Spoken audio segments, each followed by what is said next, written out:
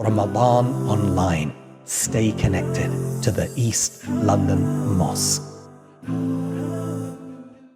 East London Mosque and London Muslim Centre would love to say thank you to the following businesses and charities for sponsoring our Ramadan Online 2021 programme: Islamic Relief, Muntada Aid, Global Relief Trust, Penny Appeal, Muslim Aid, Human Relief Foundation, Muslim Burial Fund, Irani Taylor Solicitors, City Realtor, AWMA Architecture.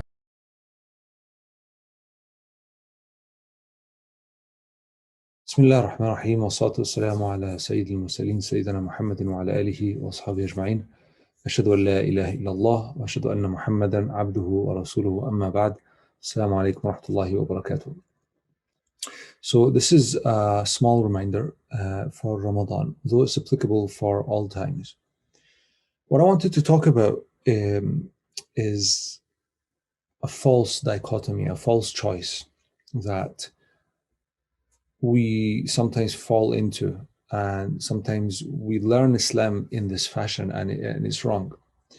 The false choice is either you please Allah subhanahu wa ta'ala and you go to heaven, or you displease Allah subhanahu wa ta'ala but you enjoy this life and then you go to hell.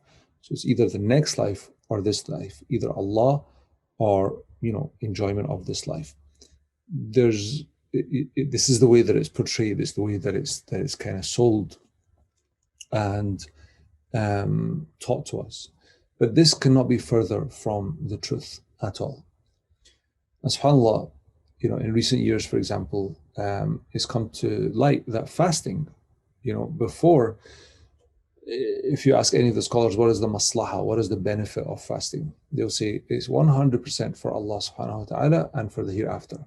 Okay, because you're in pain, your hunger, there's so much you can't do. It's just nothing but sacrifice. But then in recent years, actually, we find that fasting is extremely healthy, extremely good for the mind, extremely good for the body. And it can almost, it can't be replaced by anything else. There's, lots of people who actually fast in order to overcome year-long issues that they've had for very, very many years. So again, that's just an example. We're taught that the maslaha is for Allah subhanahu wa ta'ala and you got to give up your dunya. But no, actually, now we realize that by fasting, we get the grace and the pleasure of Allah subhanahu wa ta'ala, but we also, it's advantageous for us in this dunya. So it becomes streamlined. One of the things that many people, for example, when you say sadaqah, who benefits from sadaqah? Who benefits from sadaqah? Most people will say the poor person. Okay, you benefit in the hereafter, they benefit in the dunya. Again, it's this sacrifice mentality of either you please Allah or you enjoy your money in this life. But when we look deeper into it, we actually find that no. Yes, you will get the reward from Allah subhanahu wa ta'ala, but in this dunya, you will also gain. You will also gain. So if we take sadaqah, for example, when you give sadaqah, the poor don't feel wretched, they don't revolt, they don't break things, they don't, they won't mark your car, they won't key your car as they're walking past. They won't have this hiqd, this envy or hate towards you behind your back. They won't harm you, they won't harm your children, they won't harm your parents, they won't harm your family, because now they feel that you care. Whereas if you ignore them, that means zakat. Yeah, zakat is all about making sure that the minimum line is met, so that people don't revolt. Who does this benefit? It benefits the rich. Yes, the poor will benefit, but the rich will benefit as well. Now, sadaqah. Okay, so we've explained sadaqah. The benefit is in this life. Now, what if we do sadaqah in secret? Is there more benefit to this, or is there less benefit to this? Well, the superficial answer would be there's less benefit, because you're not even getting the praise of giving it in this dunya. But in actual fact, the opposite is true. There are some people that when you give them money, when you give them sadaqah, they become entitled.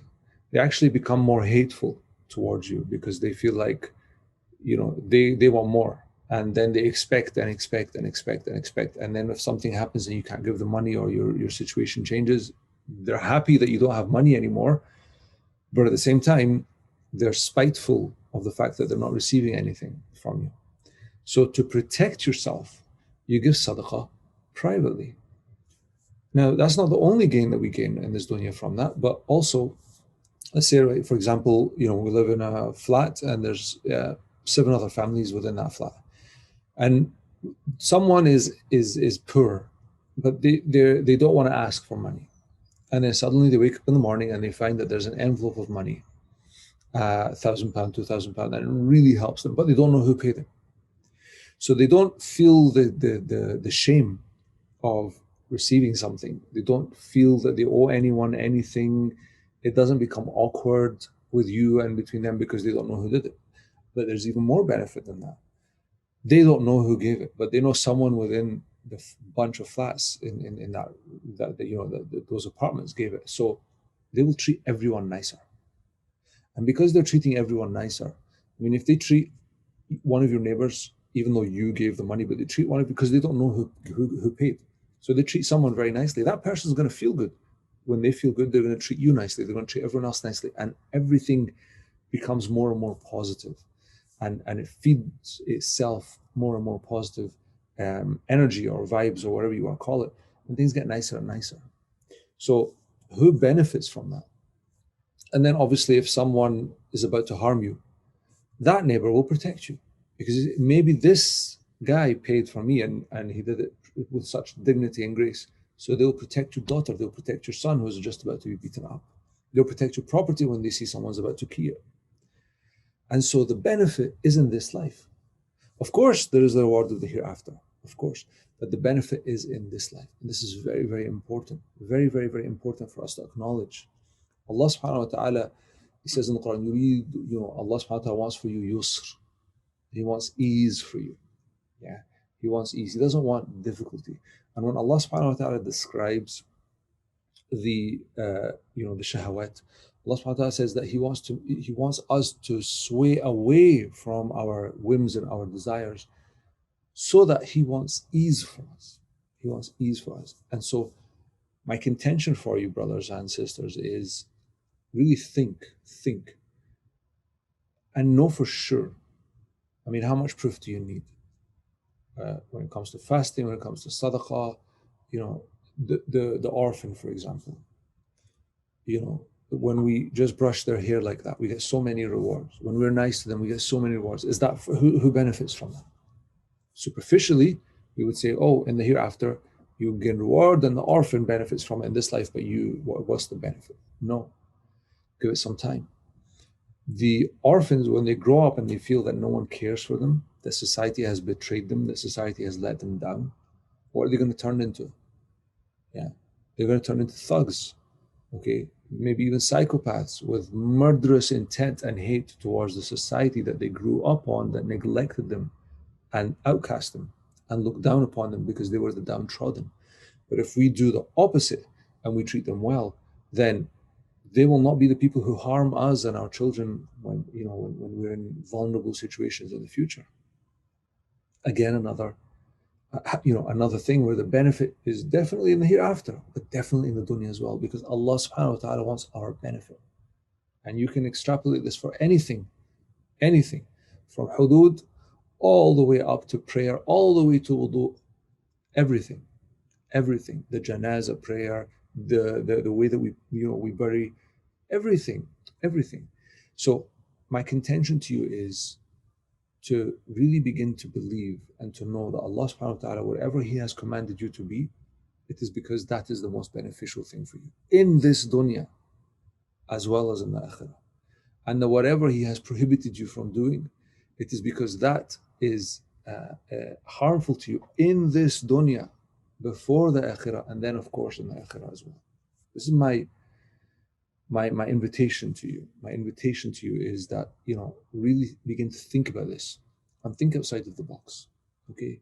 And begin to become creative about some of the, think, do some tadabbur, read, ask scholars, ask ulama, and find out the truth for yourself.